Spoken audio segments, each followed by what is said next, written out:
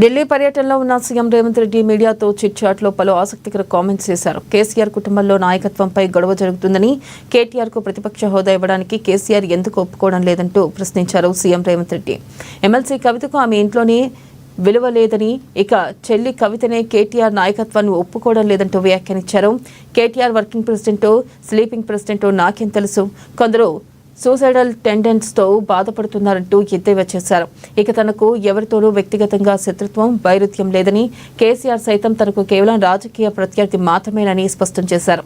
తెలంగాణ రాష్ట్రానికి కేసీఆర్ చేయాల్సినంత నష్టాన్ని చేశారని, 2004 నుంచి 2014 వరకు 700 టీఎంసీల నీటిని రాయలసీమకు అక్రమంగా పంపించాడని, నీళ్ల విషయంలో కేసీఆర్ చేసిన అన్యాయాన్ని తెలంగాణ రైతులు ఎప్పటికీ క్షమించరన్నారు సీఎం రేవంత్.